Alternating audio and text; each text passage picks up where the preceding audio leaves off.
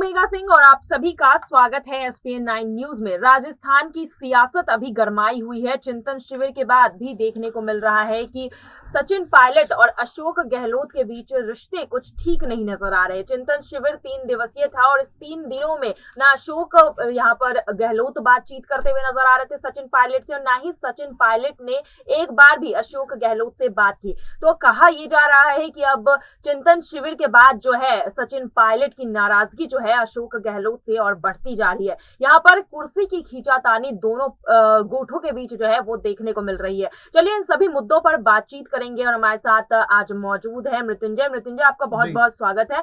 मृत्युंजय, यहाँ पर देखने को मिल रहा है कि जिस तरह से राजस्थान में ये कुर्सी की लड़ाई हो रही है सचिन पायलट और अशोक गहलोत के बीच, जिस तरह से खींचातानी हो रही है, क्या आपको नहीं लग रहा था कि चिंतन शिविर के बाद ये चीजें ठीक हो जाएंगी, लेकिन मामला वही का वही अटका हुआ है अभी भी? देखिए मेघा, चिंतन शिविर की जैसे आपने बात करी, चिंतन शिविर रखा गया था कि राजस्थान के हालातों को सुधारा जाए, जो 5 राज्यों में कांग्रेस पार्टी की हार हुई है उसको सुधारा जाए। लेकिन इन चीजों के बारे में कम से कम बात की गई। सबसे बड़ी बात यही है, इन चीजों के बारे में ज्यादा बातचीत ही नहीं की गई। दूसरी बड़ी चीज देखिए, कांग्रेस पार्टी के पास जो 3 बड़ी चीजें निकल करके सामने है कि आखिरकार उन्हें आगे काम कैसे करना है। वो 3 प्लान क्या है? उन 3 प्लान में यह था कि सबसे बड़ी चीज यही थी कि क्या देखिए, हिंदुओं के त्योहारों को मनाने से डरना नहीं है, हिंदू वोटर्स से डरना नहीं है, हिंदुत्व से भी नहीं डरना है। और तीसरी बड़ी चीज ये थी कि कांग्रेस पार्टी में बड़े स्तर पर बदलाव की जरूरत है। और ये वही बदलाव की बात है जो एक वक्त पर G23 के तमाम बड़े नेता कहा करते थे। तो देखिए, बातें तो सारी दोबारा वही निकल कर आई हैं, बल्कि कांग्रेस पार्टी सिर्फ टाइम वेस्ट करने का काम कर रही है। टाइम खराब हो रहा है। आप चिंतन शिविर कर लीजिए, आप उसके बाद जिस तरह से ऐसा दिल्ली में देखा गया था कि वो मेंबरशिप प्रोग्राम चला रहे थे, ऐसी चीजें कर लीजिए। लेकिन आप पहले के रिसोर्सेज में भी काम चला सकते हैं, बस रणनीति को बदलने की जरूरत है। लेकिन वो रणनीति नहीं बदलना चाह रहे। वो चाहते हैं कि स्थिति उनके हिसाब से बदल जाए, बल्कि स्थिति को बदलने के लिए उन्हें खुद पहले अपने रणनीति में बदलाव करना पड़ेगा। अशोक गहलोत बात नहीं कर रहे। देखिए मैं आपको बताता हूँ। देखिए, अशोक गहलोत की कैबिनेट में एक मंत्री हैं, उनका नाम है प्रताप सिंह खाचरवासिया। वो ये कहते हैं कि जिस तरह से जरूरी है, युवाओं का होना जरूरी है पार्टी में, वो बात बिल्कुल ठीक कहते हैं। बल्कि वो कहते हैं कि एक्सपीरियंस का होना भी जरूरी है, तजर्बे का होना जरूरी है, एक उम्र का राजनीतिक एक्सपीरियंस का होना जरूरी है। तो साफ तौर पर उनका समर्थन तो अशोक गहलोत को है। वो नहीं चाहते कि सचिन पायलट मुख्यमंत्री बने। देखिए, समर्थन तो आपने जिस तरह से कहा, युवाओं का भी होना बहुत जरूरी है, लेकिन और यहाँ पर तजुर्बेदार लोगों का भी होना जरूरत है। लेकिन यहाँ पर आपको नहीं लगता कुर्सी की कमान कहीं ना कहीं युवाओं को देनी चाहिए? क्योंकि यहाँ पर युवा जो है एक नई सोच लेकर आएंगे, एक नया बदलाव लेकर पार्टी में आएंगे। और यहाँ पर युवा वर्सेस यहाँ पर जो तजुर्बे की लड़ाई चल रही है कांग्रेस पार्टी के अंदर, इसमें क्या लगता है किसकी जीत हो सकती है? देखिए, इस वक्त कांग्रेस पार्टी के जो हालात है ना मेघा, उसको देख करके अभी हम इतनी जल्दी अंदाजा नहीं लगा सकते। पहले ऐसा देखा जा रहा था कि हो सकता है कि सचिन पायलट बीजेपी की तरफ जाएं, लेकिन आपको याद होगा चिंतन शिविर से पहले वो एक बयान देते हैं, उसमें वो कहते हैं कि बीजेपी को हराने के लिए कांग्रेस ही अकेली ऐसी पार्टी जो पूरे राष्ट्र स्तर पर बीजेपी को हरा सकती है। तो इसका मतलब तो ये साफ है कि वो कांग्रेस को नहीं छोड़कर जाने वाले। अगर वो कांग्रेस को छोड़कर नहीं जाते तो फिर उनके पास विकल्प की अवस्था है। मुख्यमंत्री पद अभी तो फिलहाल उनकी नजरों से बहुत दूर है, उनके हाथों से बहुत दूर है।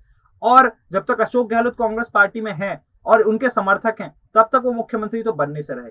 अब ज्यादा वक्त है नहीं विधानसभा चुनाव में राजस्थान के, और जितना कम वक्त इस वक्त बचा हुआ है विधानसभा चुनावों को लेकर, उतने वक्त में कांग्रेस पार्टी अगर कोई बड़ा कदम उठाती है सचिन पायलट को लेकर, तो उस पर निर्भर करता है कि कांग्रेस पार्टी कितनी मजबूती के साथ विधानसभा चुनाव लड़ पाएगी। जी बिल्कुल, यहाँ पर विधानसभा चुनाव को लेकर जो है कांग्रेस के अंदर ही खींचातानी देखने को मिल रही है। एक तरफ सचिन पायलट ने अपनी दावेदारी यहाँ पर पेश की है मुख्यमंत्री पद के लिए, वहीं दूसरी तरफ अशोक गहलोत जो है इस कुर्सी को छोड़ना नहीं चाहते हैं। आने वाले चुनाव में भी यही देखने को मिल रहा है कि अशोक गहलोत है वो भी मुख्यमंत्री के चेहरे के रूप में उतरना चाहते हैं। यहाँ पर 2 नेता है, दोनों ही बड़े नेता है, लेकिन यहाँ पर मुश्किल कहीं ना कहीं अब गांधी परिवार की बढ़ रही है, सोनिया गांधी की बढ़ रही है। जिस तरह से देखा जा रहा है कि दोनों नेता कितनी अहम भूमिका निभाते हैं राजस्थान की राजनीति में, आपको क्या लगता है यहाँ पर किसे खुश करेंगी यहाँ पर सोनिया गांधी?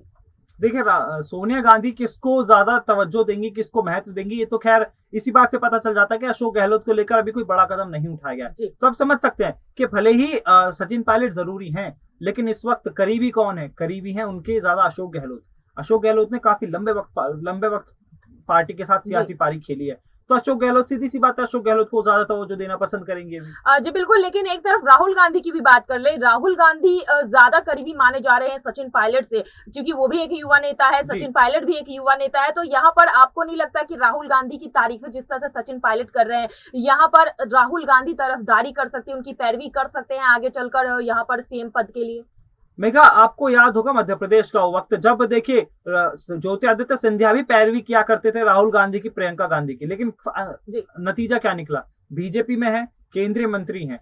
अब आप देख लीजिए कि फिलहाल सचिन पायलट भी कर रहे हैं, लेकिन सियासत में कोई किसी का सगा नहीं होता, और ये इस बात हमें देखने को मिल जाती है। ऐसे कई उदाहरण हमारे पास हैं। जी बिल्कुल, सियासत में किसी का सगा कोई नहीं होता। आज सचिन पायलट भले ही बीजेपी में जाने की बात नहीं कर रहे हैं, लेकिन आपको नहीं लगता कि अगर उनकी बात नहीं मानी गई तो वो कोई बड़ा कदम उठा सकते हैं? और यहाँ पर चुनाव तो बात की बात है, लेकिन पहले ही यहाँ पर कांग्रेस की सियासत पर, जो सत्ता पर खतरा मंडरा रहा है, क्योंकि अगर यहाँ पर सचिन पायलट की बात नहीं मानी जाती है तो मध्य प्रदेश जैसे हालात राजस्थान में नहीं बन सकते हैं। देखिए, बिल्कुल बन सकते हैं अगर सचिन पायलट की बात नहीं मानी जाएगी। हालांकि सचिन पायलट अपने एक बार पहले बगावती तेवर दिखा चुके हैं, लेकिन देखिए, हो सकता है पार्टी उनको लेकर कोई बड़ी रणनीति बना रही हो, कोई बड़ी प्लानिंग कर रही हो। अभी फिलहाल इतनी जल्दी इस बारे में कुछ कह पाना, क्योंकि देखिए वक्त का खेल है, सारा वक्त बताएगा कि आखिरकार पार्टी क्या करने वाली है।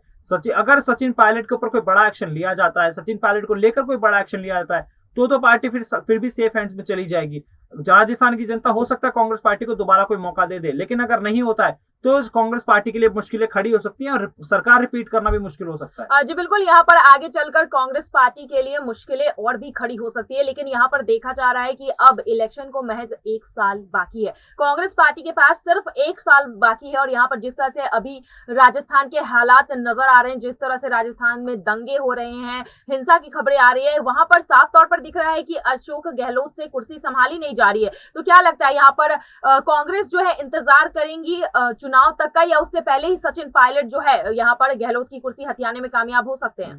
देखिए मेघा, अगर ऐसा होता है कि अशोक गहलोत को मुख्यमंत्री पद से हटा दिया जाता है और सचिन पायलट को मुख्यमंत्री बना दिया जाता है, तो इसका मतलब ये नहीं कि सचिन पायलट ने वो कुर्सी हथियाई है। असल में सचिन पायलट दावेदार थे, सचिन पायलट बेहद अच्छे दावेदार थे, अशोक गहलोत से बेहतर दावेदार थे।